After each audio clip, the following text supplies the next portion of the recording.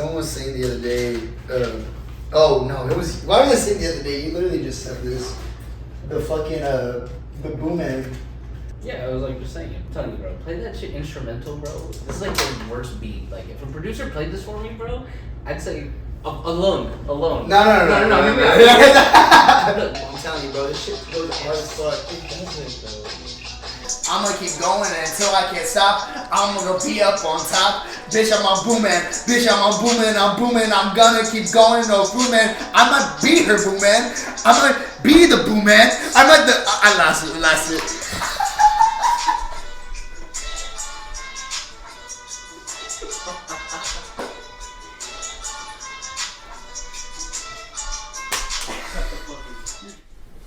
I'm gonna do this thing.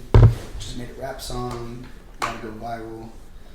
Still going viral. You wanna spit some Peacemaker bars real quick? You think you can do that? I think you can. No, because Peacemaker's a rock and roll show. I don't think you can fucking. Peacemaker is definitely a rock and roll show. You can make a bar. Peace. Spit on his piece. Yeah. I'm off the piece. Yeah. Give me some peace. Yeah.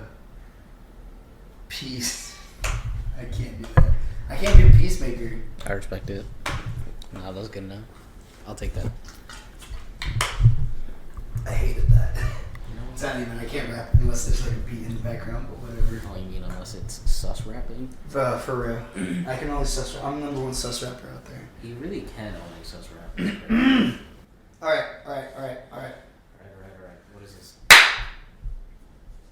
Oh, I'm telling you, boy. I'm telling you. That was a good title. That was a good reference. Alright, let's do this. And we are back. Ah! Fuck. Okay, look.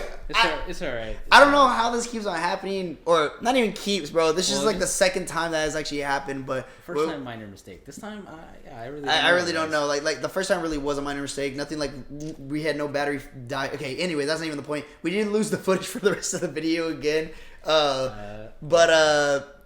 You know, we do have someone coming in that's actually going to be helping us out with that later on. You guys will meet him very, very soon. But again, we greatly apologize for anyone that actually wants the video. But again, me and Brandon are going to do a little tiny pose. We're going to pose that for y'all, and then you guys can listen to the rest of the video if that's cool. You know? So have a great rest of the day. Again, peace. We're back in the... You know, actually, we actually don't even have a name for like our little... Or like intro or like... No, like I'm talking about like our room. Like we're back in the... Because I don't want to say what the room is because people would know where the fuck I'm at. Yeah. We'll just say the stew. Yeah, we're in the studio right now. I don't want people to bust into my room and murder me out of that. In the middle of this, yeah.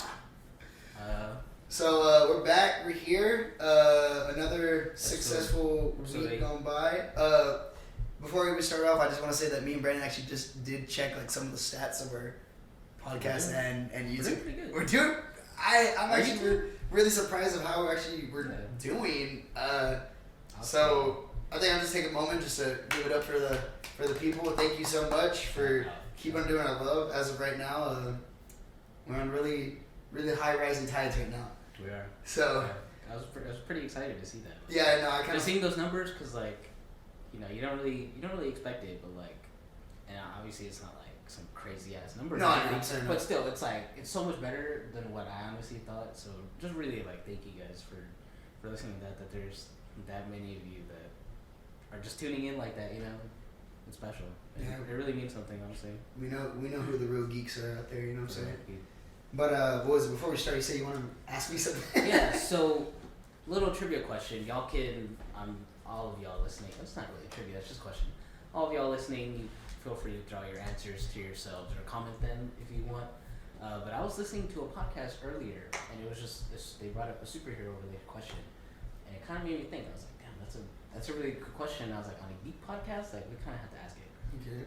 So, in the show in the podcast that I was listening to, they just brought up kryptonite, right? Blah blah blah, and they said, in tying in any kind of universe, just any kind of superheroes, if you stripped away their superpowers, who's gonna be like the superhero that's still gonna come out on top? And now what they said in the podcast, actually, no, I'll let you answer that. So let's say you put a one-on-one fight. We'll even narrow it down. So just any superhero in the DC universe and any superhero in the Marvel universe. if they were pitted up against each other, but they didn't have powers. But they took away all their powers, so they can keep their suit, or whatever the hell, whatever gadgets they have, but just if really as long as they have superpowers. But they took that away. For instance, Spider-Man, of course, he would just no superpowers, nothing. He'd just be Peter Parker in a Spidey suit. Okay, well here's so who would be like the superhero that would still like mess shit up in that brawl? Because obviously there's one main one that you want to. You talking about Batman? Yeah. Yeah. Because you think Batman no superpowers, right? Yeah, but he doesn't have superpowers. That's exactly. Just like he's just a. But like, we'll keep him in there. We'll allow Batman. I was gonna say something funnier. Okay, like so I was gonna say funnier, and like it was supposed to be like a versus, right? Of who would win? Yeah. Shift their powers away. I was thinking Captain America, right? No.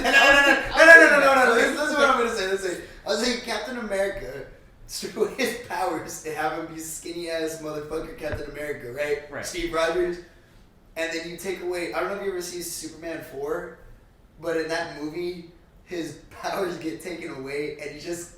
Christopher Reeves, like the actor, he's just Clark Kent, but he's such a fucking pussy. Like, but like, if you were to put up against him, like, dude, no joke, skinny ass Steve Rogers would beat the fuck out of Christopher Reeves. You think? Bro, the way they depicted him in that movie made him look like such a pussy, bro. Ain't no goddamn way. No, but like that's what I was thinking. I was like, we're doing very. I just want to put the funniest fight against each other. Like that is pretty funny. I would love to see that. I was thinking about when I was thinking of this question, I was like, I really want to see who Captain America would fight because no serum. He's literally just skinny ass white Brooklyn kid. If not, fucking what do we put? Because I obviously know Batman's gonna wreck some shit. Especially if he gets gadgets. Steve Rogers with the serum taken out versus. Ezra Miller's Flash. With no speed?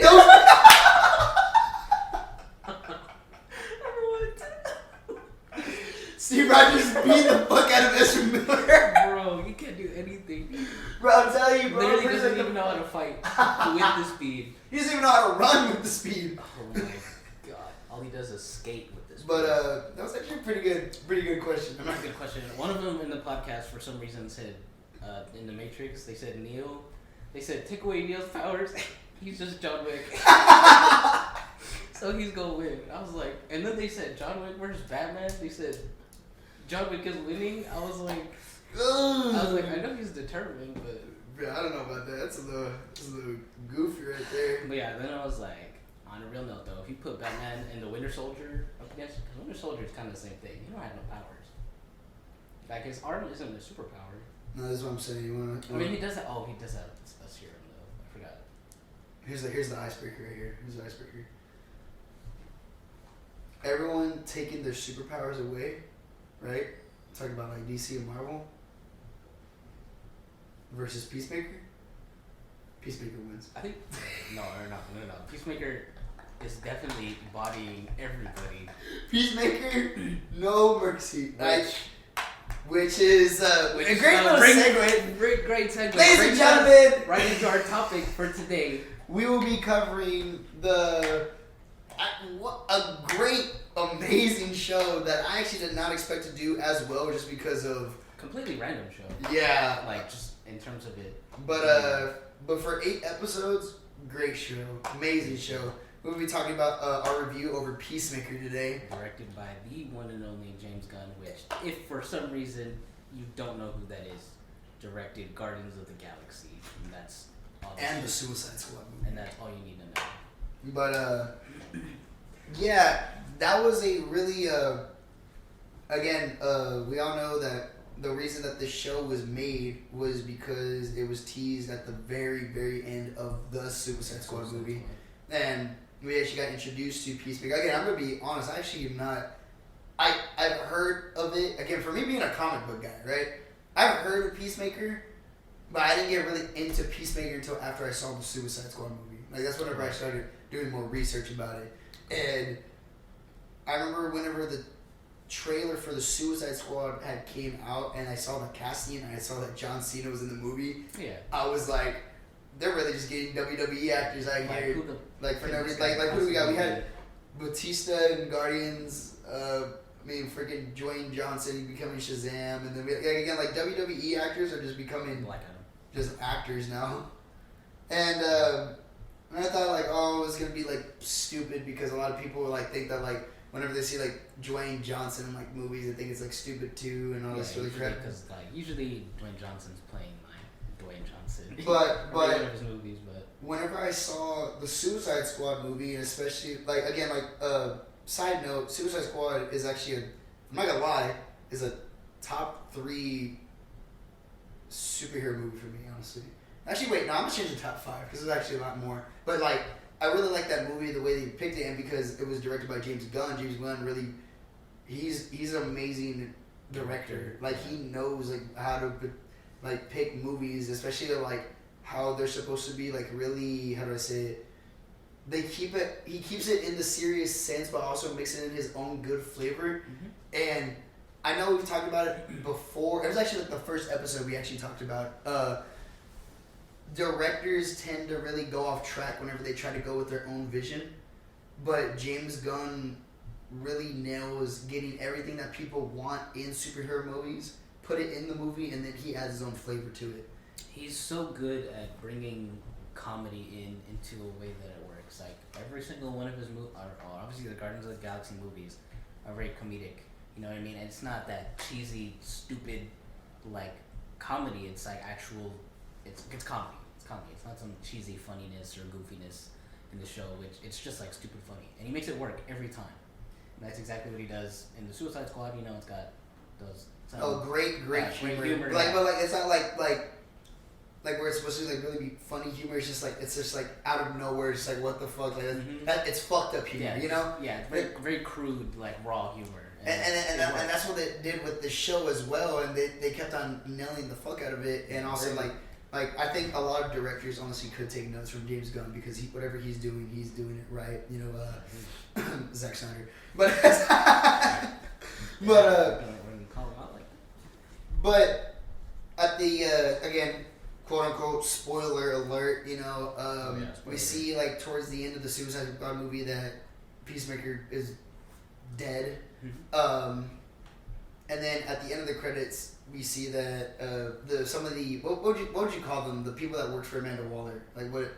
I guess just like I don't know what they said they were Task Force X. Oh yeah, that's what they were called. Yeah, they just helped out, just like subordinates. And at the end of the show, we see 2 of them that were in the movie come to like a hospital, and they were like, oh, like he's still alive. And I'm like, oh, who the fuck is he or whatever? And they panic, and it's fucking John Cena.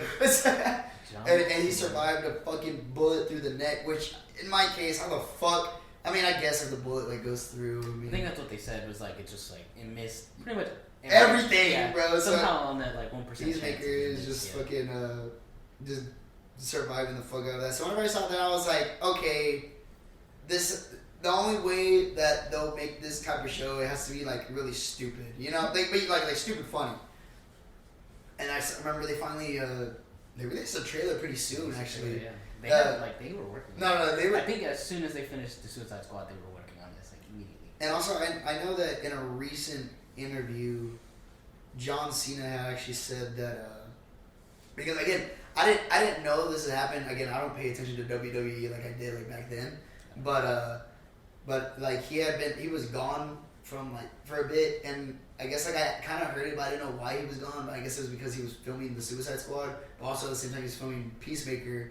And he went on saying like, oh, I used to always like dog some of the WWE stars because of they were always like never on set, and I was there like 24/7 because like they're doing movies or whatever, and they didn't have time for like where they actually started or whatever. But then like now he's like he didn't understand it then, but now that he understands it now, going through the whole thing like, oh, like you literally can't be at WWE because if you break like a fucking nose, it just ruins production like for everything or whatever. So then he kind of like says like, oh, I praise like Dwayne Johnson for like doing all this, like I understand it now.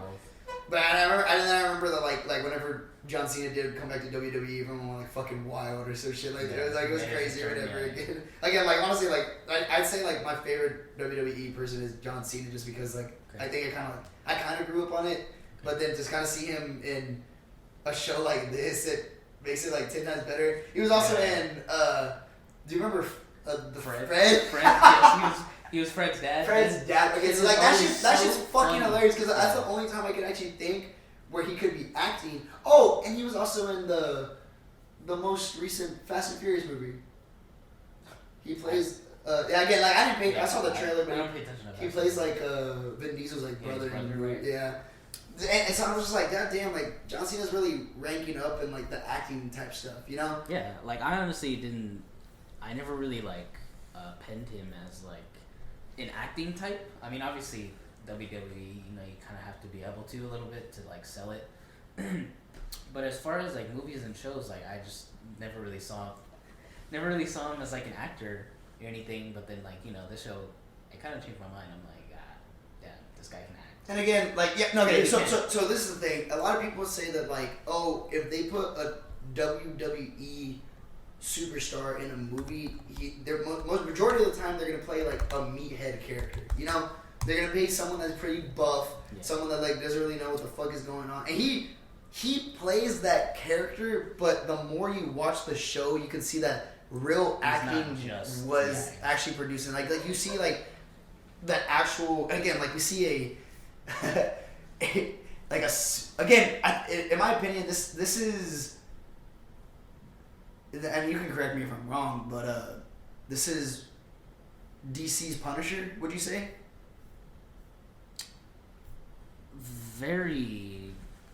It's like a very but like obviously more not of nearly as dark. This is more of an upbeat type stuff. I mean, again, like as far as like same character, So that's basically like what I kind of got from it, and to see like an actual good like storyline. Again, like you really get more of,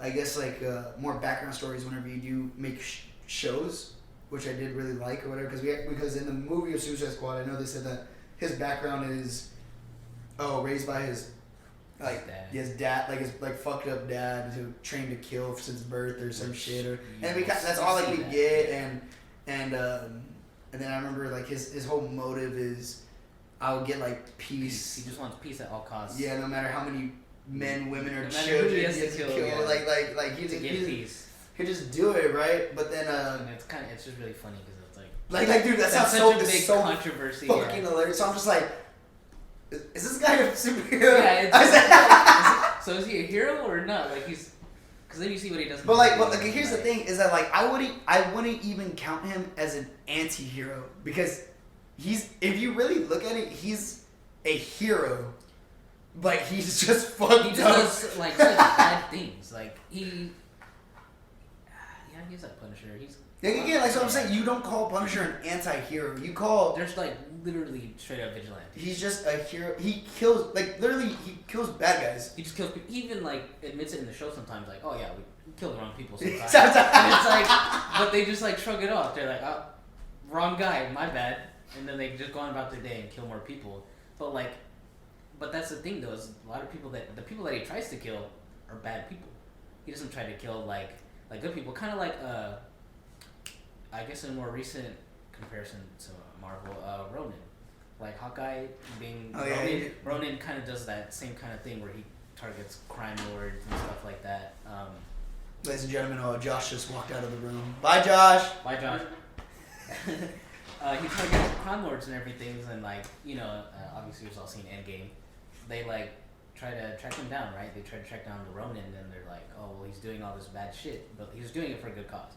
Right, and it's kind of the same thing here. He's doing bad shit, but he's just going about it the wrong way. I guess not in the hero way. No, he's not going about it in the hero way. Yeah, no, I see what you're trying to say. Exactly what it is. But I like the way that I guess in a sense people have thought like if we lived in an actual world where superheroes existed and we actually had the abilities. Not just superpowers, but also just the skills of someone that can take on a superpowered person. Like, would you not use that at your full advantage? Like, I mean, honestly, like, no one take this the wrong way or anything, but I mean, I think there would be moments where I'd be like, okay, like I could literally like, if I have this power or these skills, why wouldn't I just kill this bad guy? You know. So I kind of see like what Peacemaker's trying to do here. Like I get it. Like he even says in the show like saying like all these like the old dude. You remember the old dude that lives right next to his dad? Yeah. So he's always like Batman's a superhero and he locks up it was like Batman locks up like fucking supervillains just so they can fucking escape and come and kill other people and he's just like, I just get the job done like so they don't fucking come back, you know? It's like and it makes you think just like, makes sense. No, but like shows like this that dog on actual like big time heroes that we actually know or whatever, it's like it makes you kind of think that like that's how that would be. This show like depicts of like a real life based setting. It's very grounded. Hero type thing. Woke. It's a very woke show. Nah, it's very grounded show in terms of like that, because then it makes you put in the whole. Basically, Peacemaker just doesn't really take into consideration the question of like ethics type deal. He's just like, this is a bad guy who does bad things. Why are we not getting rid of him? You know, he doesn't go, oh, but then if you kill the bad guy, then you're the bad guy type thing. He does not give a single shit. He just does. He does the dirty work basically, and it's like, is he really a bad guy? Yeah, for real. But I know that in the beginning of the show, we actually see him, we see him like finally like wake up from like his kind of like slumber or whatever, and like he's allowed to like leave or whatever, and there's like that janitor guy. I forgot what the janitor guy's name was. I know I've seen him in like other movies. You know what I'm talking about, the Indian dude, Rizwan Manji or whatever. He's fucking funny, but and he's like, hey man, like, let me tell you a secret, like, I'm Peacemaker. He's like, really? Who's that? Peacemaker, dude. Dude, again, like me, bro, I did not know who the fuck Peacemaker was. Yeah. Like, so, but like to see like something funny like that, like he thinks of like, dude, come on, like I gotta have made like a bigger name for myself, you know? And it's funny because like, since it's funny that like he kind of says like that, like, oh, Peacemaker? Who is that, right? Like, James Gunn directed it. James Gunn did the first Guardians of the Galaxy. That's exactly how they introduced Peter. And that one, when they see Peter and then he gets caught, you know, doing his whatever shit, and then he's like, "Oh, I'm Star-Lord." And he's like, again, and it's, I think what it's cool shit like that. Like, also, James Gunn is actually really great at doing is bringing characters that aren't that known back to because a lot, like whenever Guardians of the Galaxy came out, they were not like big. Like people were just obsessed about like these main characters that were in there, and they brought this. But like he, within that one shot that he was given, he created a bigger fan base for that group that no one would have expected like for that to be that big, because Guardians of the Galaxy were known to Marvel nerds, but they weren't known to actual other people. You know, right? If you were just like in like a Marvel cinematic fan, right, and you know like the bare minimum of like Marvel. And the funny thing is that like they would tease after every single movie like what would be up to come, but they never teased Guardians. But then James Gunn was like, "Fuck it, I'll do this." Mm-hmm. But he also did the same thing with the Suicide Squad movie and the show, because he brought in so many different characters, like, so many like low, I guess credited low. I mean, the only character that we really like we're obsessed with was Harley Quinn. Shout out Margot Robbie, my wife. And then we knew Rick Flag from the previous. And Captain Boomerang. And Amanda Waller, yeah, Captain Boomerang. But like Captain Boomerang. Yeah, like Weasel. I don't know who the. I kind of knew Polka Dot Man. I know Polka Dot Man. I think they actually even said that like some of the casting, like I think they made like one character up. I think. I don't think one of the characters is actually like a DC character. Like they just made him up or some shit. I think it was Pete Davis's character. But yeah, I don't even remember who he was supposed to be in that one. He was just kind of there. Yeah, he was just fucking just chilling there, trying to get just like a little bit of dough. It's an iconic role though. It's pretty good. But then he actually really put a lot of. It's really great that they're putting in a lot of more effort into this guy, which with Peacemaker. Now I also think that they said they're actually gonna make another show with one of the people from the Suicide Squad. Like I think they might be doing a blood sport show. I could be wrong. Is it? I know that it's either a blood sport or a rat catcher show. But I would rather see a blood sport. I'd be okay with either. I wasn't really paying attention to Ratcatcher in the beginning of that movie, but then obviously she has like no. I saw more of a bigger role towards the end of it, but I'd rather see like a blood sport show. I thought I heard maybe it was some stupid thing about like Weasel. Oh, I hope that doesn't happen. I low-key hope it does. No, that's so stupid. I would love to see Weasel come back. Okay, fuck that. I don't want. Let's get back on track. I'm so done with this. But at the at the beginning of like towards like the end of the first episode, we see that like we see a good character development change in the show. That like Peacemaker and I think her name is Hardcore. Hardcore. Yeah, Hardcore. It's really, I thought the same thing. Like Hardcore. Through episode 5, I was like, is her name Hardcore? I thought that was her superhero name. And then I was looking at the subtitles and it was Hardcore, and I was like, oh. Yeah, it's Hardcore. Economos and Adebayo and Myrn, right? It's Myrn. So that whole group, they literally just do not get along together. Like you can tell they're like. But the only people that actually such different people is Economos and Hardcore, because they're kind of mutual. I think because they've been working together at Radio 4, so like everyone's trying to get to know each other, but they're just like, oh, like. They just do not. We know that you like they're like Mern's done some fucked up shit in the past, and Peacemaker like the worst of them all, and and we don't know anything about Adebayo. No, but that like obviously like from the Suicide Squad that Economos and Hardcore like betrayed Amanda Waller. Yeah, so that's why they're kind of like tasked for this, just because like this is like their little punishment, so to try and go do shit. It shows that like again great character development in the show, because towards the end of it we really do see a great friendship between like all of them. Really be by the end of it they get a bond. Obviously working together, you kind of have to. We do see that it's very nice. Peacemaker kind of has this really like attractive bond towards Hardcore, which I don't blame him. Yeah, I mean, dude, hey, she does her things. She was the show. I ain't gonna lie, she was doing her thing. But and then I know towards the end of the episode, wherever we finally get to like meet everyone, we notice that Adebayo is actually we see that like, oh, like she's talking to Amanda Waller, right? And then towards the end of it, it's just like they find out that she's like, oh, all right, good. She's like, Amanda Waller's like, okay, get some rest, sweetheart. I was like, okay, good night, mom. I'm like, yeah, and you're like, I was like, okay, that makes sense. I was like, okay, I'm cool with that. That makes sense. Now it kind of like sees like why she's here in the first place and all that stuff, and it just makes it even. Yeah, because she kind of just comes in with no background. You're like, yeah, exactly. You don't know how you got here. Exactly. No one knows what the fuck is going on, and again, like that first episode really builds up to like what the show's like supposed to be about. You see people that again like you can kind of tell you can tell like how the show is gonna lead with.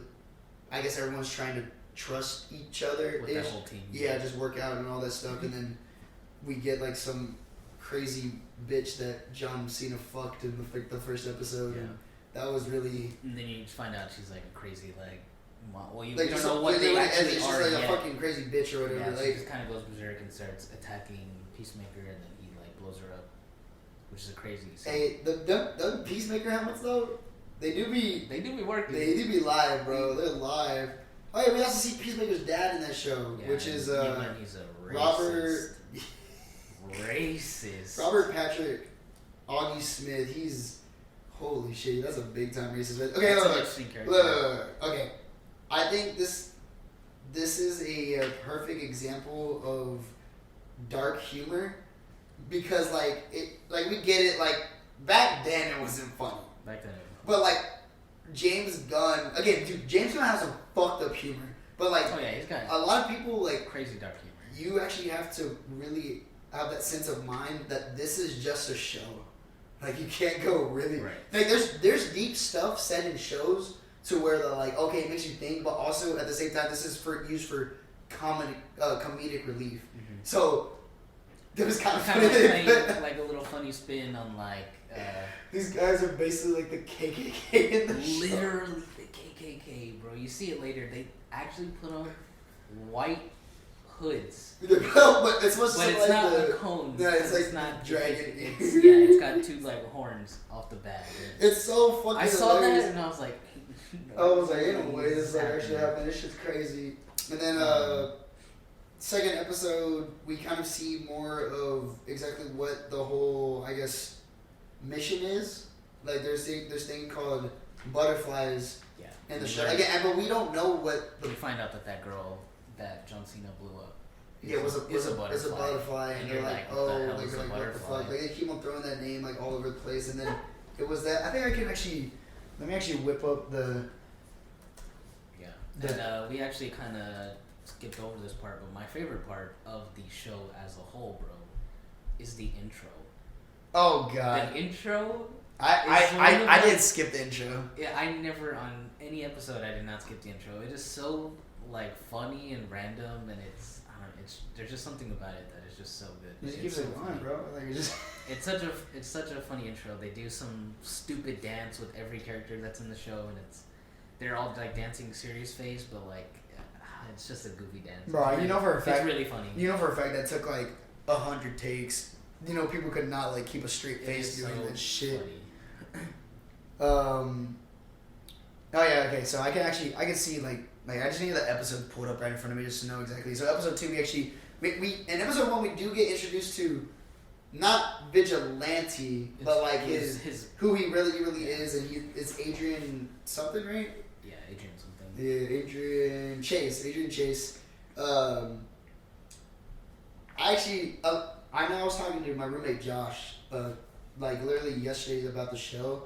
He was saying that like from the beginning, like he hated Vigilante. I was like, I love Vigilante from like the start because he's just a goofy ass fucker. He reminds me a lot. Since you brought up Deadpool earlier, this guy reminds me of Deadpool. Obviously not like not mercenary type way, but like I don't know. I just kind of got that same vibe. Like he's just that funny like assassin type. Like he is kind of. He just comes in like he's kind of a mercenary, but like he's what's funny is that there's moments in the show where this is what made me crack up. It's like very like a small little crack up, but like every time that he takes off his mask. He always has his glasses on deck, and he just puts them like back on. He's such a fucking loser. He is such a funny character. Because if you look at him, you're like, this guy is some kind of nerd or something. Yeah, like he's obsessed with Peacemaker, but then like he's just a psychotic fuck. He literally says, you can kind of see it in the show. He has zero emotion. Yeah. Like what's all like, he is? He doesn't know like. He just gets excited. He's kind of like a kid. Like he's got like a kid personality, but like he's ruthless. He's an actual killer, and he's so good at. I don't know. He just fucks shit up. He really thinks that. Well, like he said, he's like Peacemaker's my best friend, but Peacemaker's just like dude, leave me the fuck alone. Bro, he's like this guy just tags along. Yeah, like he's always. But like they're always having. Yeah, they have fun times. They're always together. They're always doing shit or whatever. But like. Time regardless. Yeah, so that's pretty funny. But we actually do see that Peacemaker's best friend is his pet eagle. Eagle. That's so star of the show, right? That Eagle is the damn star. Dude, Eagle goes off in the show, bro. Just like, straight up literal eagle. Literal eagle. And you see in the first episode he hugs that eagle. Bro, dude, that's so I was so funny, bro. I was dying, bro. The moment I saw that, I said, okay, this show's gonna be great. It's so it's so symbolic, but like then you know who Peacemaker is, and it's like not really. It's not. Every say he's like, yeah, my pet eagle just hugged me, and they're like, yeah, I don't believe it. Right. That part's great. Eagle steals the show, if we're being quite honest here. For sure. And then, so yeah, that whole episode was kind of just get more, I guess, like character introduction and kind of like see like what's going on with, I guess, these butterflies or whatever. But we actually get more in depth of what the butterflies are on episode 3. And we actually get introduced to another character. Okay, look. This character. I swear to God, I couldn't focus every time I saw this little fuck. This 5'2", bro. I need to see how tall he actually is in real life, bro. Hold on. Okay, so he's it's gotta be like 4'10".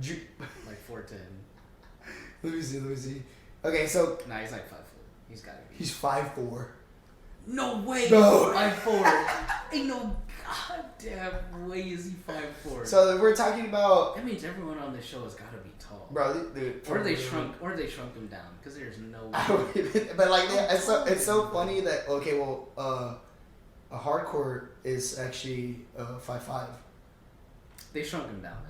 They shrunk him down. Okay, they shrunk him down for the show. I was gonna say there's no way. They call this fucker like 2 feet. Like dude, they're roasting the fuck out of this the whole time. This Asian dude, it's bro. It's judo master. Judo master, bro. You know that judo master. And what's funny is that like he's like in the intro also, but like he's in the intro. John Cena just picks him up. But like there's episodes where like is this guy gonna be like a big character? Yeah, you're like. But and they cut. Bro, you know what got me every single time is that he pull up and he's always fucking eating Cheetos. His character's always eating hot Cheetos for some reason. I remember whenever they, actually before we actually get to that, again, Judo Master, that guy fucking cracked me up every single time. But they were going off. In episode 3, he knows some moves. He knows some moves. Judo. He is a Judo Master. I can't focus just thinking about it, bro. I'm looking at him on the fucking screen and he looks ridiculous. Because that scene is so funny. Bro. When he's interrogating Peacemaker and he's just flicking the Cheetos at his face. He's like, are those Cheetos? Yeah. Can I have one? He's like, do you want some? Please. He's just flicking them. He flicks it right at his face. Bro. And then he kicks one in his face. Dude, he's just like a spin kick. I swear to God, he's doing the most for the whole fucking show. Like, there's no reason that he needs to go off like this. It's so hyper. Just such, like, honestly, some 5-foot energy right there. I want to meet him just so I can pet him. Dude, what if this guy actually knows, like, martial arts? He'd probably kick your ass. He'd probably kick you right in the face if you did that. No, I dropped him, bro. Fuck that. I'm flicking his nose, bro. Like, I don't give a fuck. But that episode is whenever we actually get introduced more of the butterflies. Because they find one butterfly, like a family. He's actually where is he? Is he a senator or some shit? Like something like that, or like I think a guy that works right under the senator. But then we also see at a point where like, okay, like this is what we're doing. We gotta take him out. Peacemaker, like you're gonna fucking kill him, right? Yeah. But he has like this block in his mind, like because the family is at the house. And the team pulls up, and they're like, all right, you need to kill. If you have to kill the whole family if you have to, right? But because they only suspect this one guy of being a butterfly, quote unquote butterfly. But they sent Peacemaker to try to take the shot to assassinate him, and it just doesn't work. Or basically, I'm sorry, that totally distracted me. Does it sound better like that? Probably. I don't know. We'll keep it that way. Yeah. So Peacemaker is sitting there with the gun trying to take the shot, but he's like shaking. He can't do it because he's kind of freaking out. I think he's. And all behold comes Vigilante. Vigilante walks in and was like, "What's up, guys?" He's just like, "Hey, buddy." He's like, "Just move aside." Right, and this is when Vigilante you see that he's a psychotic fuck. Like Vigilante he just does that like, easily. But yeah, he just hops on the gun and he's like whistling, he's like humming, like singing, and then he like wiped out the whole family. And then this the children too. Yeah, comes out of nowhere and starts beating the fuck out of everyone and fucking Judo Master dumbass. But you know what's funny? Side note, actually, a funny joke on that show is that whenever he says that, like, they see like the picture of the family and then they see the daughter, like, oh, one of those kids is cute, but the other one looks like a fucking butt baby. But I didn't see that. Yeah, that's funny. He's like, what does that mean? What's a butt baby? Well, they say that like actual babies come out of the vagina, but they said that ugly ass babies come out of the butt. And he's like, I thought I was a butt baby for the longest time. And they're like, you look like someone that would be a butt baby. I was like, that makes more sense. Some crude humor. No, this is top notch humor that I just fucking love from the show. And then they finally, we actually see what the fuck an actual butterfly is whenever they actually kill the actual. Well, they see them they see them eating the. Why did you? I didn't do it. I'm gonna have to blur that one out on this one. So like the family sits at like a dinner table and they have a bowl, but like you just think that they're about to eat, and then all of a sudden they got some big ass mosquito. Yeah, what do they call that? Lizard sucker. It's like basically a giant tongue that like a butterfly would have. I don't forget what the technical term is. And it's a bowl that tongue goes into the bowl and you can tell they're feeding, and then they're like, oh no, this whole family is butterflies. Yeah, like they all like fucking take them out or whatever. Yeah. And so yeah, Vigilante does this thing. And then towards the end, like they kill the wife and the 2 kids, but then they get to the guy. I mean, they end up eventually killing the guy. Yeah, the dad like kind of runs off. Oh, what's actually funny about that interrogation scene too is that like, are you gonna tell me I'm gonna torture your friend? It's like, I ain't telling you shit. Like no, you can tell him something. He's like fucking like he's like oh, you're trying to cut my pig toe off. Like that's the most important toe. Like it's I'll really lose balance. Yeah, so Vigilante and Peacemaker get kidnapped, and the dad tries to interrogate them for info, and he starts interrogating like Vigilante, like he's like abusing Vigilante for some reason to get Peacemaker to talk. Peacemaker like just does not care. Bro, That Vigilante he's like, is... hey, don't worry, I'm not giving him anything. He's just like... Vigilante is like, please. Just a little. You can tell him a little bit. But they finally break out because of the help of the other people on the team, of course. And Economics actually is funny because he's the one that, like, he fucking hits the fuck out of Geno Master in the car and then just beats the fuck out of him. Beats him with the hammer as he's crawling away. But once they kill the dude, there's something like crawling out of the head, and it's an actual like fucking butterfly. It looks like an alien bug thing. And you're like, oh, that's a butterfly. And they're like, oh, so is that Goff? He's like Project Butterfly. Yeah, that's Goff. That's Goff. Yeah, right? yeah. And then the episode kind of ends or whatever. Next episode is like he doesn't really tell everyone that he has the butterfly. Peacemaker he catches it, and he keeps Goff, which is that alien butterfly thing. But he doesn't tell the rest of the team. He just tells the team, like, oh, yeah, we took care of it. Yeah. But, like, I don't even think, like, he knows, like, why the fuck, like, he's just holding it. I think he kept it just because they still didn't, I don't think they still told him. They didn't tell, like, no one's telling him, like, what the fuck's a butterfly. And that's actually, like, why he couldn't kill, like, the people at first. Because he's like, I can kill. Yeah. He's like, so the whole thing is, that, like, he can kill people. But he needs the reason to. Yeah, like why am I killing these people? He's like, if they're just butterflies, like, he doesn't know what that means. He's like, does that mean they're good or bad? So, yeah, that's when he has this whole dilemma. He's just, like, tripping out, like, on everything, whatever. And then, so, of course, like, he keeps the butterfly alive, I guess, for just, like, that sense. And, oh, God, I'm sorry.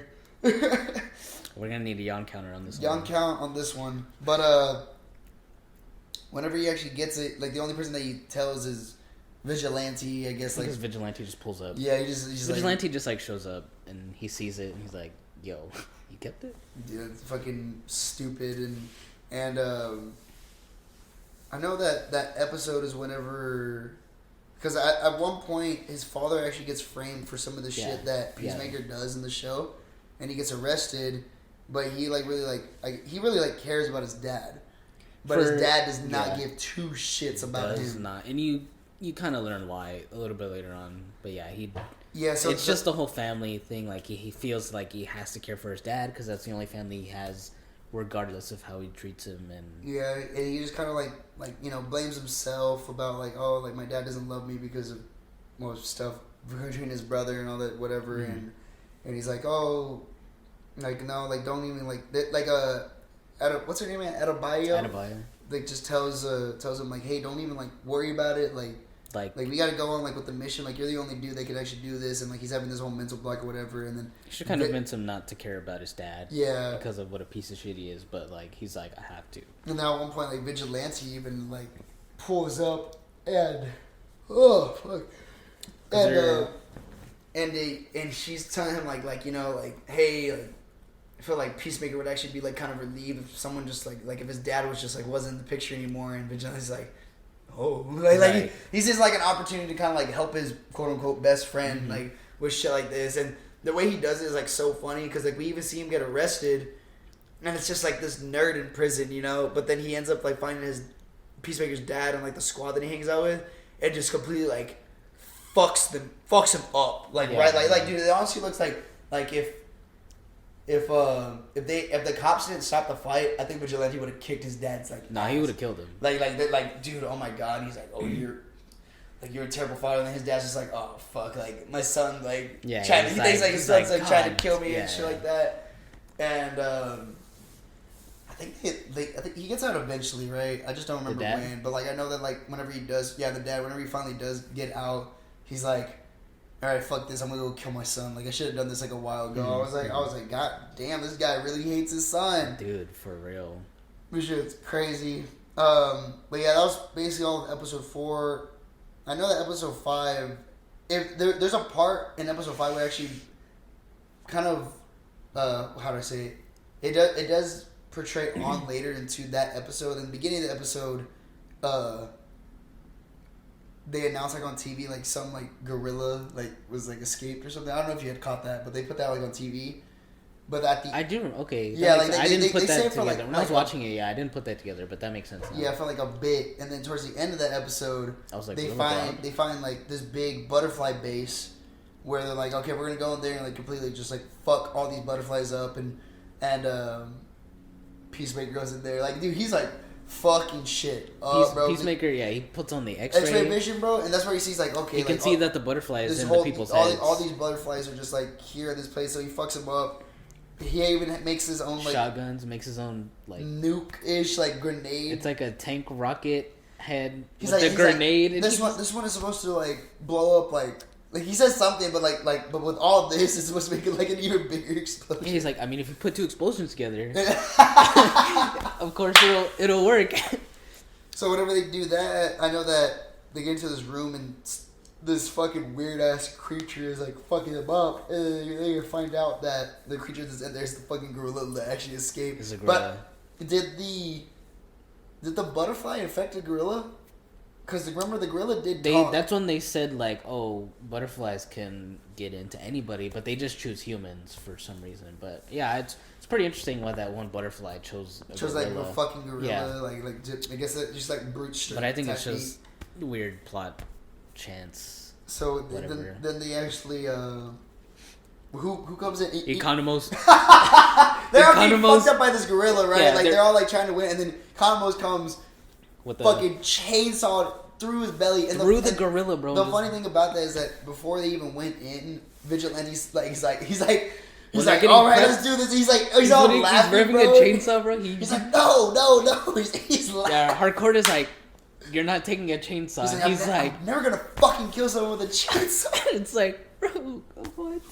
But then Economos just does it for him and all this stuff. But then they're all cheering together, like, oh yeah. Yeah, we took down this gorilla. We took down the base. And that's where kind of like you see that little bonding moment for like a bit, like, oh, that's like the whole team like coming together. Yeah, they're like celebrating and shit. Yeah, and the whole like kind of the whole time that like they're in this team, Economos and Peacemaker like aren't really like vibing, and it's because Peacemaker finds out that Economos he's like the guy in the chair, if you want to put that in terms. Shout out Ned.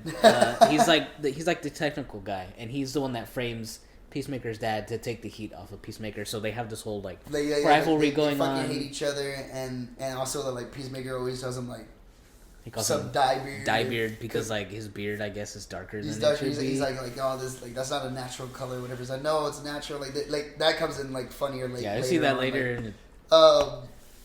But yeah, like, you do have some controversial like back and forth or whatever. But then like Peacemaker is basically like cool with everyone but Economos, and then Hardcore is like kind of cool with everyone, but she still treats him like shit. She kind of just keeps to herself. Yeah, you could tell.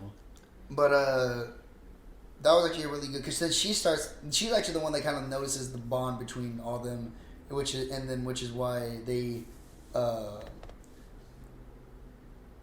How do you say? I think Hardcore is actually the one that makes that chat for them, right? And she takes the pictures. She takes the pictures and when they're in the van celebrating, and she could tell like they're having a good time in the van, like celebrating their victory that they took down the base, and then she takes a picture of them. It's a nice picture, obviously. Like if you know the story, that you're like, that's a nice heartwarming type thing that's going on now. And she takes that picture. That was really good. And then I know that later on in that episode 5 that Adebayo actually drives Peacemaker back.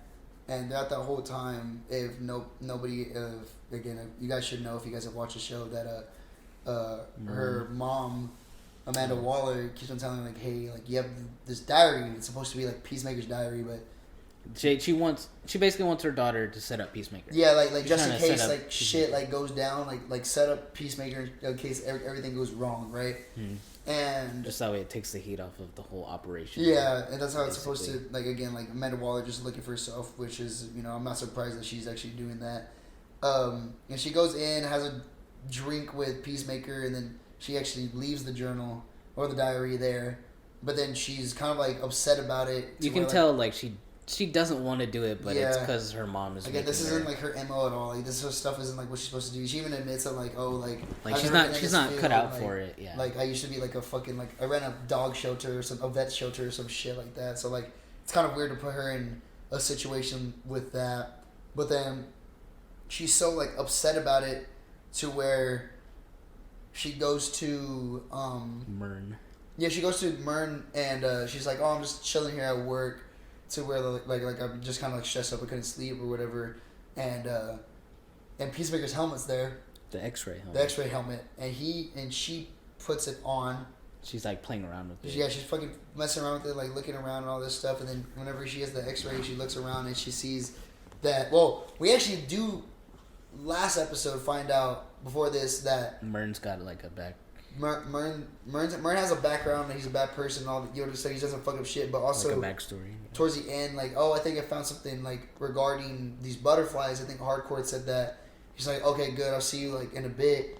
But then at the end of the episode, he picks up like a bowl. You see him do the same thing with the bowl, and then he eats. He has his tongue, and then we see it in like, this dude's a fucking butterfly. Like, what the fuck? I know, you're like, God, flip the whole story. So then at the end of back to episode 5, whenever she says like, what the fuck? Like she starts flipping out, and then Mern, because she turns on the X-ray and sees the butterfly in his head. And then like the episode kind of like ends there, but then episode 6 begins it with like same exact scene. Same exact scene, and Mern's just like oh like Hardcore comes out of nowhere and just like She's like yeah. He's a butterfly. Like he's like, cool you've though. known this, and like you're like yeah like ever since the like they broke like Peacemaker out of that other operation, like that house or whatever, like this motherfucker survived an explosion. He's okay. Like there's something like wrong with this dude. Like he's definitely like some type of alien. They just put 2 to 2 together. He's a fucking butterfly, you know. Yeah. This episode is actually pretty. It's kind of like a big piece episode because that's where like a whole bunch of stuff like that's where everything kind of comes together. Plans form and everything like that. Episode 6, right? Episode 6. That beginning episode is kind of funny because Peacemaker actually goes into school, and he's like telling people like his like oh like this is what it's like a show and tell. He even tells us. Do you remember? Did you ever watch the Harley Quinn cartoon show? No. Like the animated series. Is it like the adult one? Yeah. I actually watched it. As soon as I finished the show, I started watching it. You started watching it? So, have you gotten to the point where they introduced Kite Man? Yes. Okay, so that fucker... That put two... Oh, because I He talks about Kite Man in the show, right? He's like saying that like, oh, and like, that's how I took Kite Man down with like 2 pistols and a rocket launcher. And I'm like... Yeah. Who that? What the... Like, Kite Man, bro, I'm pretty sure you can take Kite Man down like easily. And they're like... Yeah. He's like, so you're saying that... The kid says that like... You're saying that Kite Man was carrying around like a 30-pound like rock, and he was flying on a kite. He's like, yeah. Doesn't that define gravity? He's like, shut up. Like he's like, shut up, kid. Yeah, the way Peacemaker talks to these kids is so funny. It's so like because he makes names for them. Yeah, scene. It is so. Oh my god, just. And it's actually again great comedy. Yeah, the reason he goes in is because the janitor actually invites him. Whatever he's like, oh, thanks for doing this. Like, oh, I know Peacemaker. I was like, motherfucker, you didn't even know who Peacemaker. Like when he tells his daughter, he's like, thank you for bringing your uncle, and like you see the daughter, you're like uncle, you're Peacemaker. What the? I thought it was really funny that one kid like asked like, do you remember so and so? Do you remember? And then he's like, oh yeah, from back and she. I'm pretty sure you're my real dad. Oh yeah, he's like, do you remember all this? He's like, no. He's like, yeah, she used to work she's at Star Labs, right? Yeah, I think like so. That's a little throwback right there. It's like, yeah, like Star Labs, and it's like, yeah. He's like, oh yeah, how's your she mom? doing? He's like, yeah. I think you're my real dad. I think you're my real dad. He's like, what? The way he like deflects some of the questions is so funny. The way he deflects that one specifically is really funny. He also calls like every single like kid in there like a different name, like a stupid like stereotype. Again, name. Like he's so fucked up, like saying like some of this shit. It's so funny that like whatever he says about the Flash, that one kid. Have you met the Flash? Yeah, he's I forget exactly what he says. Some I think he calls him like a bitch. Yeah, like he basically like just like a bitch, and it's funny because like the girl is wearing a Flash shirt. You could tell she's like a Flash fan. Yeah, and then he calls her a bitch, and she's like, her face. She gets all sad. The funny thing is that I can see that talking about like that Flash, Ezra Miller's Flash, because Ezra Miller's Flash is a bitch. Like I'm not even lying. Like he's totally fine. And actually, side note before we even keep on going is that they actually do mention a whole bunch of superheroes. Again, like I said, I mentioned like Batman earlier, but like they mentioned a whole bunch of superhero shit in the show that he does say something in that same scene about like I think someone talks about Aquaman and he says Aquaman fucking fish, yeah, or like effing fish, yeah. He's like no, but like the funny thing is that the whole show is like, how the fuck do you like know this? Like this isn't even real. Like you're reading this from the internet, and then like some people are just like, nah, like I think that's actually correct. Like Economos is like, no, the fish thing, Aquaman does that. Yeah, and then at the very end of the show, But really funny. We'll definitely we'll get there. We'll get there. But they tie that in again. I know that what was it? I think like whenever Mern actually confesses, like freaking Peacemaker never finds out that Mern is a butterfly, right? He never does. I don't think so. I thought they'd tell everybody. I think he does. Like. No, he doesn't. At one point, like I know they kept it like from him or whatever, but like I know that like at one point like they literally don't tell like Vigilante or Peacemaker that Mern is a butterfly. Only like that group knows. I mean I could be wrong, but that's all like I got from the shows of like they didn't tell him. I don't remember any sense of people like saying shit throughout it all. I could have sworn he did, but like they like told him like, oh, it's not a big deal. Like, I think because they told him like why all the butterflies are here. I don't know. You might be right. I actually now that I'm thinking about it, I can't recall. I can't recall. I don't remember. But I know that like I guess like, really they're kind of just cool with it. But then they finally like just say like, oh, like butterflies are here to like take over people. They're finding out the truth about butterflies because they find out when they find out Mern's a butterfly. Mern tells him like the whole plan, like why. Because then you're like, okay, Mern's a good butterfly, and then you find out why all the other butterflies. Like my like he even says like, oh, like I'm the only one out of like my whole race that like that's like right. I had to like, and they're like telling like, oh, you took over like an actually innocent man, and like Mern actually feels like bad, like or like the butterfly feels Goff, bad. Yeah, the butterfly's name is Goff. And he feels bad that like yes, like I could see that like he did some pretty like fucked up shit, but like even like at that like he's a good he could have like changed and all that, but like I needed somebody just like to keep on like following through with this plan. This was like the only like logical way to actually get into like a position like this with a team like this to stop an invasion like that. Yeah. You know what I mean? Like that was actually a pretty good way that it put it. I'm not gonna lie. That's pretty cool. Yeah.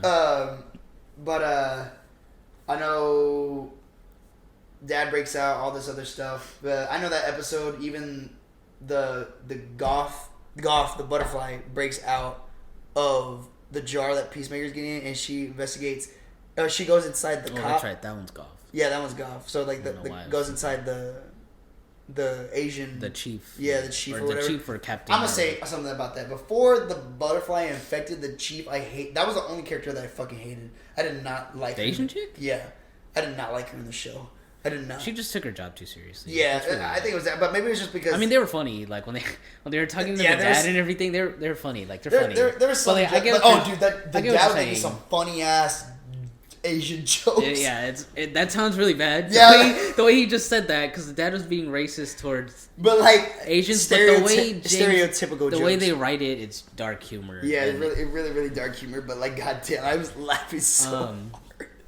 No, I get what you're saying though. She does take her job, like her wanting to free the dad when literally every other cop is like, "Why would you want to free him? Like he's a racist." Even literal like. I'm not gonna lie. I just don't think like, who is this Anna Chang? I just didn't like how she was acting in the show. I don't know what show is she in. I've never seen any of these others, but like I just didn't like the way that she was acting in like the show. But like whenever the butterfly took over, I liked this. She nailed the part of being under control of something. Of someone, yeah. Yeah, that's what I liked. I was like, okay, that's cool. But again, that's just me. That's fair. I mean, I didn't really pay attention a lot to her character. Like I knew they weren't that and her partner. I think the thing is that I didn't like it because I really like towards the end she wasn't an important character. She was just someone that got taken over, you know? Yeah. So there was no character development for it in the end. It was just like they clearly could have brought her in like one random episode, then she gets infected in that episode to where, okay, now it makes more sense like and just an infected person or some shit. I think I get what you're saying. I kind of get what you're saying, but like but I didn't hate her per se, but like I didn't like her. Like she wasn't my favorite character or anything. But, like, she was just there. But that happened, and she was even the one that like once she finally like she calls like everyone saying like, okay, like all the shit's finally happening. Let's get like all the butterflies together, and then all the butterflies like hella bro. They come in like spaceships. In too. little you see the little spaceship earlier. I'm not gonna lie. They got these little ass spaceships, and the way they all like come out of there, bro, is so funny. They all land. They do that, and then they fucking like grab like everyone at the police station. She walks into the police station, and then the prison. You're just affecting like all butterflies these other people. And then, the way they take them over is like brutal. Like watching that is bro. So like all the blood that comes out and all this stuff. But it's also crazy. like that's happening. That's coming up. Peacemaker's group, they're all like planning for everything, but at the same time, also Peacemaker's dad's. He's learning that his dad, so there's like 3 different things. Gearing up, like there's a whole bunch of shit that's going on, like again, like his dad's about to go kill him, and then I'm glad that they actually the last 2 episodes again. It would have been like a real like clusterfuck if they added like all that together into one episode. But but then they did episode 7, which is mainly just him fighting his dad. His dad episode. So that whole encounter. That's a pretty deep episode. Like I'm not gonna lie. Like and we actually later find out why like the whole I guess the shit about like his brother saying like, oh, you were affiliated with killing your brother or whatever, but it was really, you see that it's his dad just being a terrible parent, making his kids fight each other, you know? Yeah. For money, like that shit's crazy, yeah. And with like a bunch of adult, I'm gonna assume that was like family, friends. They're all watching like, I don't know, like his two kids just like duking it out, and it's like. And then we see that like, oh, like his dad, like again, like we see the real like racist that he is in the show, like.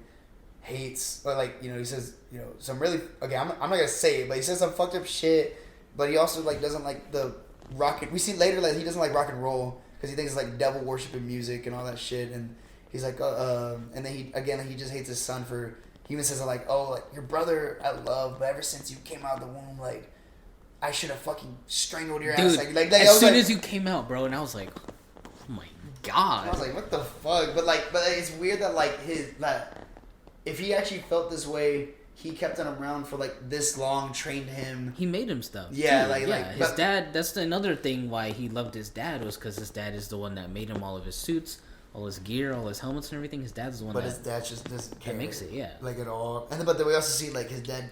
I'm not gonna lie, his dad has a pretty scary, dope costume. That costume is crazy. Yeah, like the white dragon costume, bro. That's crazy. There's a little. But it's so fucking weird that like a lot of people know that like he is the white dragon, but. Why the fuck haven't you arrested him like in the past? That makes sense. It's also like they don't really. You can assume that his dad does bad shit as the White Dragon, but like they never say exactly what it is. Like they assume that he goes out and hunts whoever, but like maybe they don't say. So maybe that's why is like I think White Dragon is just a title and they don't really know exactly what it is. Does. You know what I mean? But now, like we that's actually kind of what I want like, to think about it. He has this big ass fucking costume. Yeah, I remember at one point they even see that like his white dragon like costume, like Peacemaker sees it, and the vigilante just like, oh, is that the white dragon costume? Yeah, and he's like, God, like what the fuck? I was like, yeah, and the vigilante like when they see that suit the first time, he makes a comment about like too many gaps in the cloth or something. Too many. He says something about like weak points in the suit, and then that. When they comes back. Yeah. Comes back saying that like oh, he stabs him. They have this big fight or all this shit. Peacemaker fight. That's a pretty good fight. They actually like his fucking dad tracks like all the helmets that he has or whatever, and that's how they're able to find Peacemaker. Comes in, fucking white dragon's flying. That's actually pretty dope. Like the way that he's flying, like out of, like not even on the hands, like an Iron Man type. It's just coming out the wrist. I'm just like, what the fuck? That's crazy. And then I like that. It was just that little time where like Peacemaker gets really pissed because he like hurts the fuck out of Eagly, White Dragon. What's also really interesting about like Vigilante's character is like so they're all in a van, and that's when his dad pulls up, and Vigilante is the first one. He tells Peacemaker to run, and then Vigilante is kind of like, I'll take it on. And it's like the whole time Vigilante is like so dedicated to Peacemaker. If you want to say, and he's actually a good guy. Like you can tell he's such a like good friend, but obviously he's just psychotic. But he's good. There's like I know there's even a part where like again like after that whole pinky toe thing that like Vigilante's kind of like rethinks for like a bit, but then they kind of like mend it together like real quick, like oh like yeah you would have done the same thing, but Peacemaker's like I don't know about that, but I mean you could think that like it's like all that shit, but like. You see, we really, like you said, like the dedication towards him is really real. Yeah, you learn he's actually a really good guy. He's a great psychotic guy. I know it doesn't sound right. He's a good-hearted psychotic guy, which sounds so like conflicting, but it makes sense if you know what I'm talking about. Because he's the one that steps in to fight his dad, because he tells Peacemaker to run, like don't let him catch you, let me fight him, blah blah blah. He straight up takes a fucking grenade for him, and again, Bright Dragon fucking smacks Eagly out like real quick. That was so tough. Like, dude, honestly, I saw Eagle. I was like, dude, they heart should dropped. I'm not gonna lie. I should have got it if they would have just seeing that, bro. I was like, oh my god. But like he goes like full out, just trying to take his dad out, and then it looks like a lot of emotions. Great acting. All the what was it the I'm gonna call them the clans, the white dragon men or whatever. Yeah, the clansmen or whatever they are. They're about to like shoot like Peacemaker, but then Economos comes and like shreds them, bro. With a P90 or something, just mows them all down. That shit was fucking hilarious. And of course Viz like Vigilante like fucks him up, and then at a point his dad's helmet comes off. He's just beating the fuck out of him like, oh, like it wasn't my fault that I killed my brother. And again, like how I said that earlier about like John Cena acting, there's been multiple things where like he shows emotion by himself in the show, like saying like, oh, people like don't love me, people like think I'm a fucking joke, like, oh, like he has one point where he just cries. Yeah, dude, like my brother, like it's not my fault and all this stuff, and he's just fucking pounding, and like all that pain and emotions coming out. Because he keeps it, he doesn't like let that like sad side out of him when he's around other people, and he's like always around other people. And I think that really he's always holding that in. That really takes on the toll of a person that wants to be a superhero but does like bad things, and he knows it too. Yeah, he knows that doesn't make him a superhero, but like knowing that is just like, I'm like, damn, that's like real pain that you don't really see. Like you see different types of pain in other superheroes, but like for him to be bred up to be that person that he is, then he actually feels like a deeper pain than others like don't. Yeah, you know, it feels so just raw and like real. Honestly, it's very good. John Cena, yeah, that's what I'm saying about him, like being like a great actor, like, and I didn't expect that at first, because that's like one of the scenes specifically when he's fighting his dad, because a lot of emotion comes out from him, and it's crazy to see it. That is kind of fucking, that's just crazy.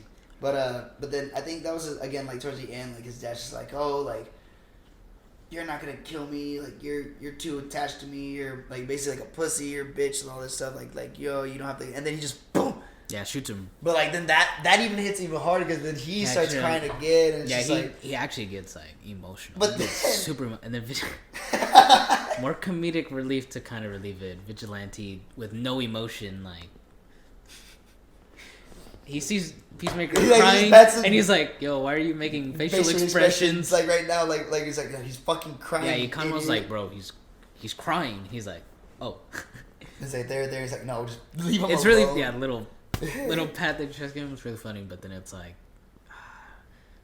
just the pan out at the everything. End of that show, Mern dies. That show, right? Or is it?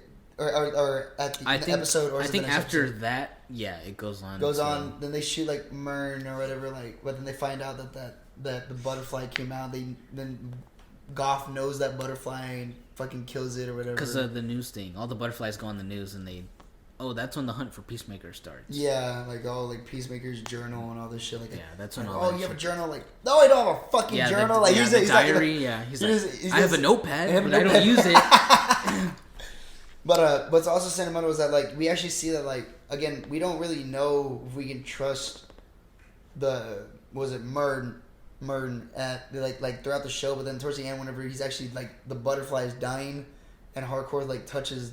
That was deep. That was deep as fuck. Like, oh, like now, like, and you can tell Hardcore is like kind of the same thing as Peacemaker. Like, she doesn't show emotion, but like you can kind of see it come out, and you're like, damn, that's good acting. That's good acting right there. Yeah, I got sad with that butterfly, bro. I was like, what? I know because the chief like squishes it. I was like, no. That was crazy.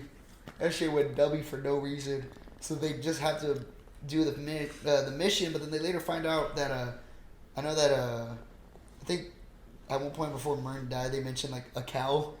Basically, because like that's the thing is like they're like, oh, if we can destroy these, like the food that they're all eating, they're like that's got to be their only source of living. So they're like, if we can destroy the food, like their food supply, then we'll kill all the butterflies, because then they won't survive without that food. Food supply comes down. They're like, oh, from the cow, we gotta kill the cow. It's like, what the fuck's the cow? Yeah. And they show the cow. Yeah, you see all the butterflies.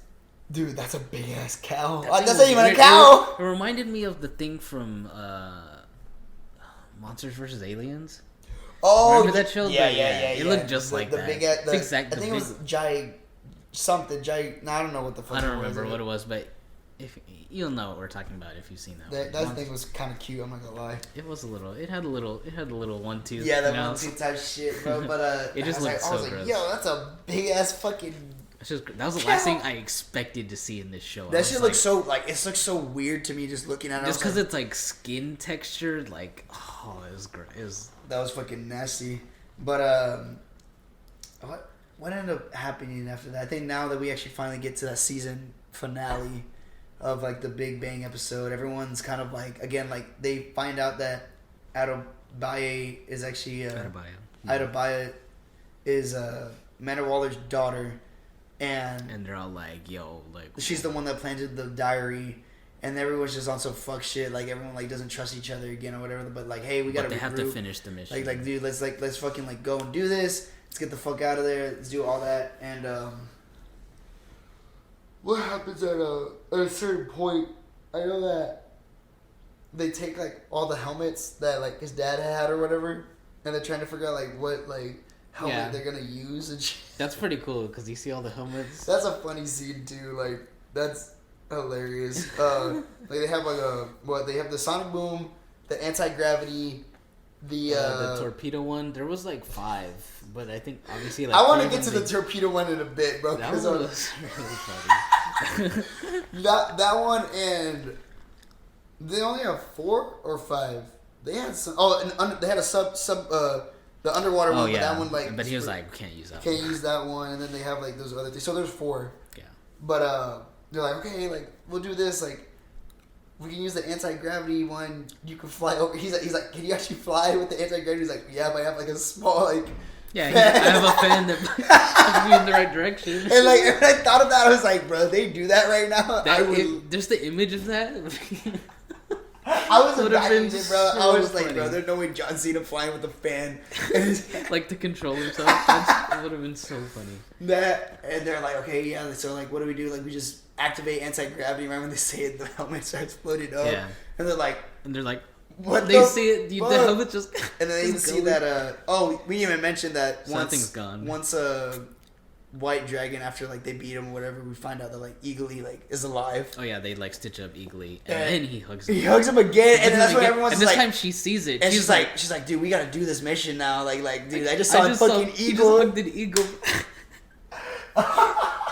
And again, that's a wallpaper right there. Eagly hugging Peacemaker. That is kind of hard.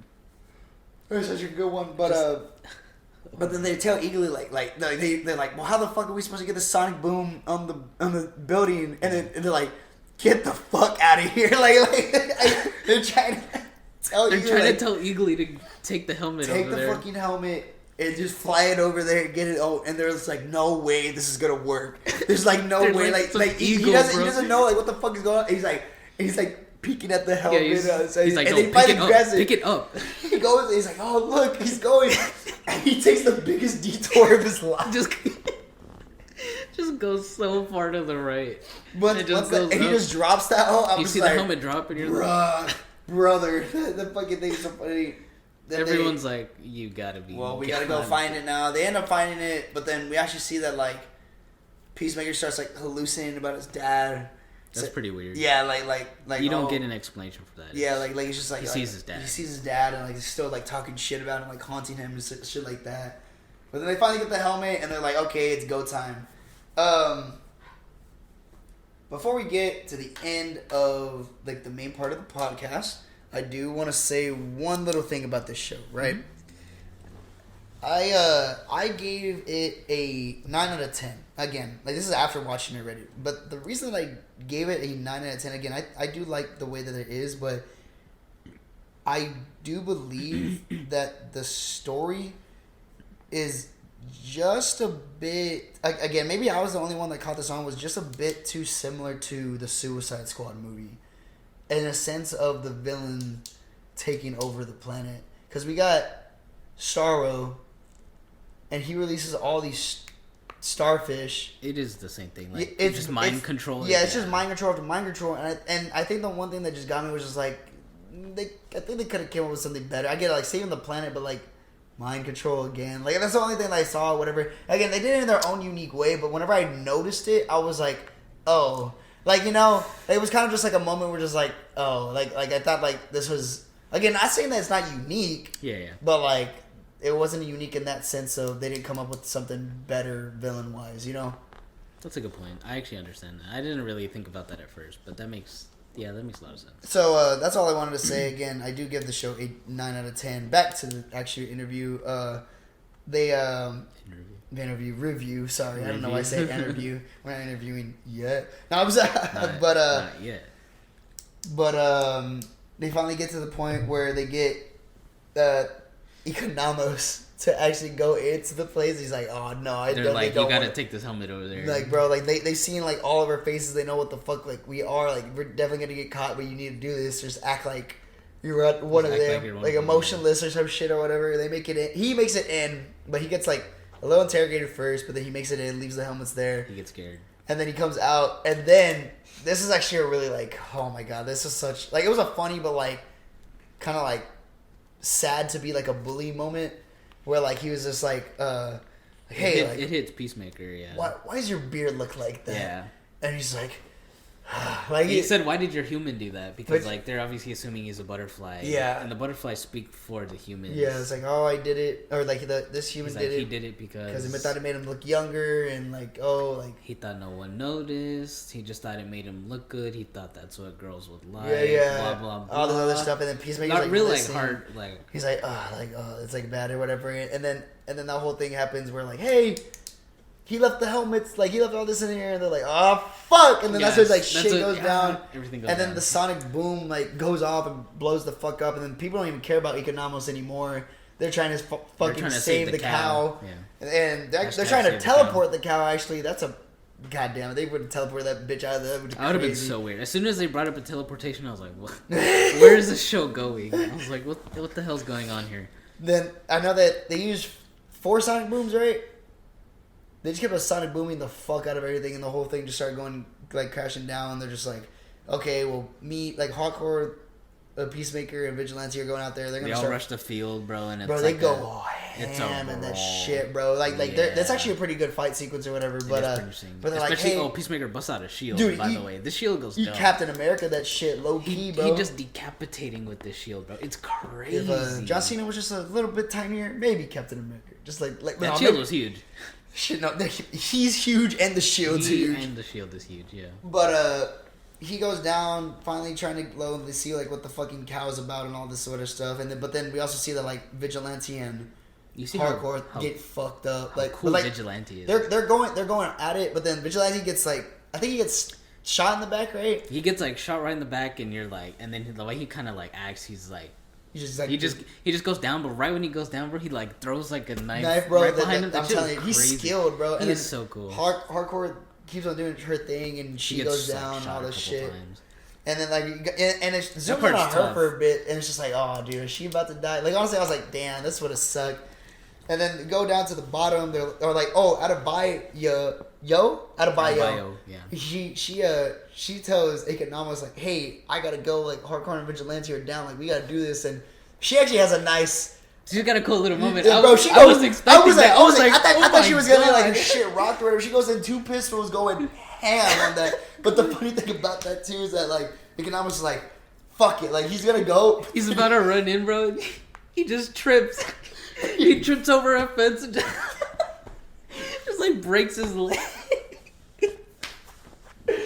Bro, I saw that. He's like, ah. Okay, but the funny thing is, okay, so she has her gun moment, right? This is where I lost my shit. She does it. She saves her. He's like, oh, like Hardcore's right there. Like, no, like I'm gonna, like, oh, yo, you're gonna go save Chris or whatever. All this stuff. Like, no, I can't leave. Like, no, like finish the mission. But then Economos is right there. Dude, that motherfucker just crawling. Bro. He's crawling over there, bro. Just a broken. I know. I was like, ain't no way this dude went out that fucking fast to save him, bro. That shit was. Oh my god. Gives her the torpedo helmet. Yeah, the torpedo. She comes down and she's trying to find Peacemaker, but Peacemaker gets taken out of the rubble from Goth, and they have this little fight like at one point, and they're like pinned up against each other. Peacemaker gets worked, and then Adebayo comes out like, activate human torpedo, and she just She just stones like right into a wall, bro. She misses completely, bro. She's knocked out, and you're like, bro, goddamn.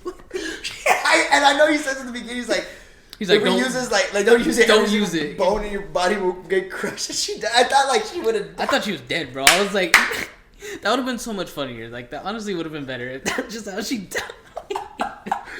Just he was like, it would have been like a moment from the Suicide Squad movie. Exactly, whenever, like, been that dumb when like Polka Dot Man dies.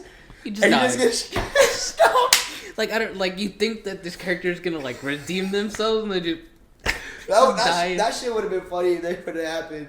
But she doesn't die. She doesn't die. And then Goth's like, hey, like, I'm not trying to fight you. Like, gives them the whole plan, like why they're doing it. Like and it sounds convincing. I wouldn't take that. I wouldn't have taken it because I was just like, bro, like, no, I still like that's not them. You know, that wouldn't be them. Like, basically, the solution was like, oh, you guys are like killing your. It gives to almost some real woke shit. Basically, you're killing yourself. She's like, you guys like the way you guys treat the planet. Like you're killing yourselves. That's how we were. But now we've learned. But we're trying to save us. Yeah. But like the only way we can do that is if we're gonna save another. It was like weird. She was like, if you let us take all of you over, we'll make the choices for you, so that way you can basically live fine. But then it's like, if you take over everybody, you're just gonna be like literally because they kill the person, the host, whenever they enter them. So it's like that's not. It's more. It was kind of more of a deeper meaning. The way I saw it was that like Peacemaker was thinking like, no, these fuckers are gonna have like their free will. Basically, like, they're like, if we take away your choices, they're not gonna. You can't kill yourselves. Yeah, like they're not gonna learn from the mistakes that they're doing. Like either they wouldn't be humans. It wouldn't be a human race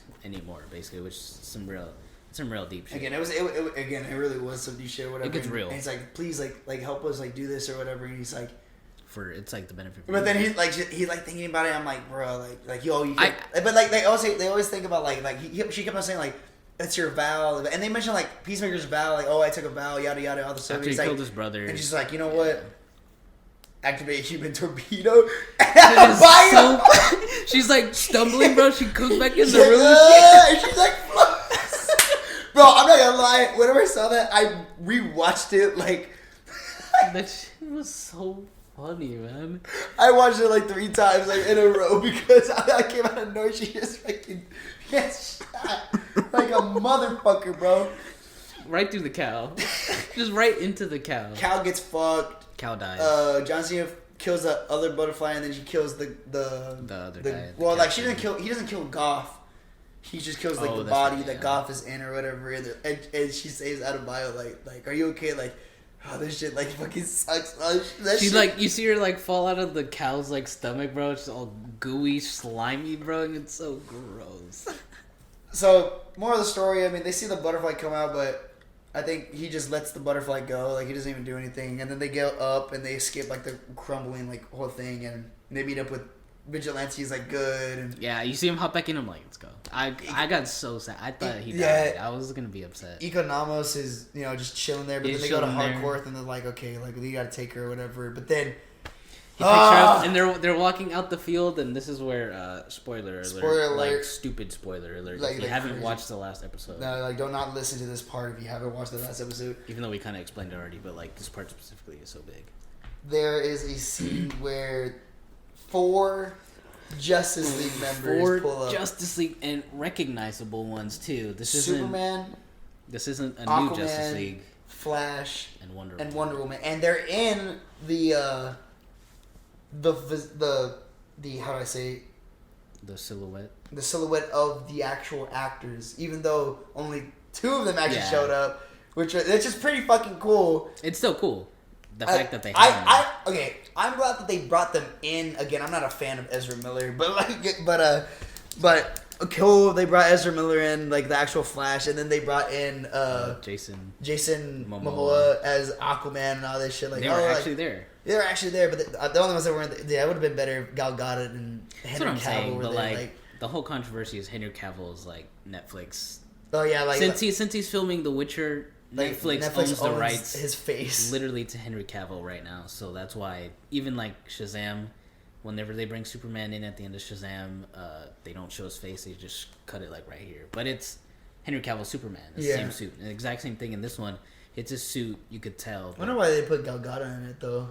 I think it was sort of similar situation. Like she had other priorities. Oh yeah. To where she couldn't be. But I still thought that like that little scene was cool. Cool. They should have added Batfleck, like just not even like actual like Ben Affleck, but like just like his physique in there, because that would have been like, I thought that would have been dope. I think the reason DC avoided that is because they already have another Batman coming out, and they did. I think they just wanted to avoid the confusion, even though it already is confusing. Like, well, even what the hell's going on with the DC universe? Yeah. But how much do we got? 10%. Oh, we're chilling.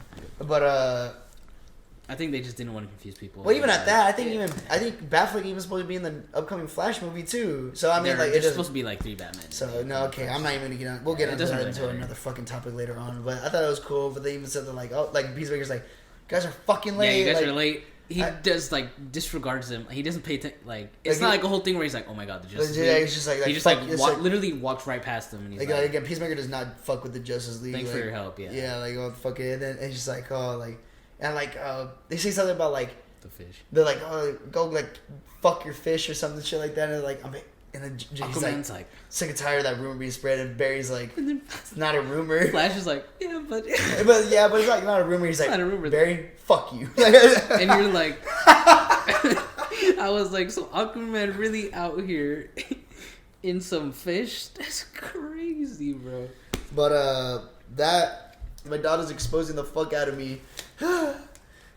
Yeah, the audio cut out for a second. Oh really? I guess so. Oh, I don't know when, but we're still going. We're still I guess we're chilling. But that happened, and then we see that Hardcore actually like was recovering, and then we kind of see like Hardcore finally like warming up to Peacemaker, because they're saying like, oh, Peacemaker, like they even at one point they even said like, you're not a bad guy, like I get it, like all this shit that you've gone through, like whatever. So I think I would like to see that relationship build up a little bit better. Hardcore and Peacemaker.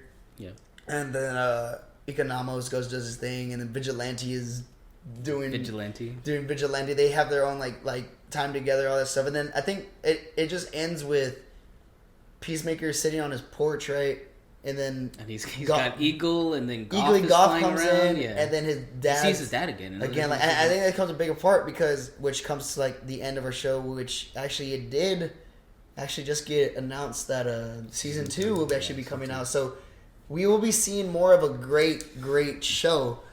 And what did we get an after credit after that? I forgot. No, no. We didn't, because at the end of every episode they did like a little blooper. My favorite clip out of all those episodes was whenever John Cena was talking about, oh, you could have picked anyone in the fucking world, like Ariana Grande, all those. That was funny. It's like, yeah, but I would never pick Ariana Grande. He says all these names, bro, and then he finally. It was like the 4 guys from the Beatles. He's like James Gunn, like something else. Like those 2 people aren't even real. That's funny. That's funny. That was cool. Funny when he was like James Gunn. Like who the fuck is James Gunn? Like. Those are a lot of jokes. A lot of jokes out of this whole show. Great humor. Again, like that was our overall like basically our breakdown of everything that happened and what we felt about Peacemaker, but also like, god damn, that was a good ride for. Again, like there's very rare shows that you get where that they kind of it's a short series, 8 episodes, but they nailed every single episode. Like none of them had like. It was I was never bored at an episode. I was enjoying all of it throughout the whole time, and I am definitely excited to see John Cena continue this role, and for James Gunn just to continue like giving us more of just like his way, because like the way that James Gunn is doing it, like a lot of these DC movies, they just focus on the characters at hand. But coming to James Gunn's like, well, if we have the ability to throw like some fucking names in there, let's just throw like he throws characters like again like Kite Man. He just name drops. Batmite. Yeah. A lot of people. I'm like, bro, like he's naming people like I don't know. He just like, name drops. I don't know. Again, and I think that like they're part of this universe. Why not? Why not? Why don't we ever talk about? I mean, they're part of it. It's not like we're like. I mean, we don't have to make the show for it. But, like we could just throw it in there because we own the rights. You know, like so that's just how we're gonna fucking do it. And James Gunn's gonna be living up big because he's gonna come off the success of this, and he's gonna make his Guardians of the Galaxy movies as well. His last one, Guardians of the Galaxy 3. This will be his last one, but it's gonna go out as a bang. R.I.P. Alright, it'll still go great. It's still gonna be good. Yeah. But God, what a great ride! What a great ride! I'm waiting for like again these shows really do make up for especially just DC in general. I want to say Marvel because Marvel really like are strong in their movies, but the DC shows save what is going on. And the last thing that we covered about DC was the Batman, and these are actually going to save DC. Though if they continue the route that they're going to do, they will definitely keep on doing well. It's because it's also in a way like it redeems it a little bit, but it also kind of distracts you from like the past of the DC and like everything that's going on with them, because they give you something good. They actually give you something good, so it kind of distracts you from that. And they're like, okay, it's cool that they're trying to keep people in with DC, because I think like if, for instance, they didn't have this show and they just had the Suicide Squad and like the next thing that we get is Flashpoint, it would have really killed them. But like they're kind of redeeming themselves, and like you really like to see it. Honestly, you love to see it. But yeah, the way that I saw it was like, I don't mean like any disrespect to the show, but I think it was like their way of like distracting people from the other shit that's going on, So that's just my little 2 cents on that part. No, I get you. Yeah, it is kind of redeeming them, but this again, like this now is actually making me really excited for what's to come for DC. Again, the next thing that we will get for DC is actually the Batman, which comes out next week. Actually, from it does come out next week. In a couple of days. Actually, me and Brandon and I will actually be seeing it in a couple of days. So we're actually really excited for that. So I'm guessing you guys can kind of guess like what the hell we're gonna do. When we're gonna talk about that one. So. But yeah, great podcast today. Great podcast, great show, great podcast, great day. Honestly, it's Friday. It's Friday. We're at, but again, wherever you guys are, like listening to it, of might not be Friday for you guys, but afternoon, evening. Again, thanks for stopping by. Yeah, of course. We're doing great so far. This is episode what? 8? This is episode 8. Damn, we're making it. We're almost there. Almost there to episode 10. We honestly, like if we do this Batman episode, that'll be episode 9, and then episode 10 we actually do a big one. I just would like to say that Brandon and I are actually planning on doing a big episode 10 where we actually episode 10, yeah. It's gonna be exciting. It'll be a great one. I don't think we'll be really focusing on topic-esque, like a certain topic, but we will be doing like something really fun and entertaining that y'all would actually would like to do. Yeah. We will definitely have some special guests, and we'll just have some very fun content for y'all whenever it comes through. Yeah. So I hope y'all tune in for that one, and I hope y'all are enjoying all the listening that all the recordings that we've been doing. Listen to the past podcasts that we've done. Watch the videos on YouTube. Big things keep on coming, and we're glad that we just get to keep on doing this. So we'll just keep on doing our thing, and we'll just keep on providing for you. Also, a side note, I don't know if you guys had noticed, but I actually shaved and got a haircut. You got the cut. You got the cut. So again, gotta respect it. It's a uprising, new upgrades. Upgrades coming soon, all the way down. We have a lot of people actually hitting us up, talking to us about everything coming on, and we're excited to keep on bringing you these new things and future topics also that you guys wouldn't even expect for us to talk about on the show coming later on. We're expanding our geek verse really, really big, so just keep it tuned for that. But also, thank you for tuning in for this episode on Peacemaker. As always, I'm Nathaniel, or Nene. Yeah, my bad. I didn't mean to cut you off. I'm Brandon. God damn it! God. Okay, sorry. Ready? 3, 2, 1. I've been Nene. I've been Brandon. And we'll see y'all next time. Peace, love, and positivity, baby. I'm telling you, bro, this shit goes hard as fuck. Brandon looks like this a bitch. He got my bike back her itch. Yesterday I was just top. Now I'm gonna give him some slop. Wait, hold up, I'm saying it gay? What else more can I say? I'm over here giving his pay. I'm gonna go and we gonna get paid on this beat. I'm gonna go suck on his meat. I'm gonna go suck on his meat. Now I'm going his cheeks. Never thought that I would be beaking up. I'm gonna go be in his beat. I'm gonna go suck on his toes. I ain't got no more hoes. I just hit keep on the flow. I'm gonna keep going until I can't stop. I'm gonna be up on top. Bitch, I'm a Booman. Bitch, I'm a Booman. I'm booming. I'm gonna keep going. No Booman. I'm gonna be her Booman. I'm gonna be the Booman. I'm like the. I lost it. Yeah. I'm bricked up and blessed. Yeah. Hey. What? I'm bricked up and blessed. Yeah.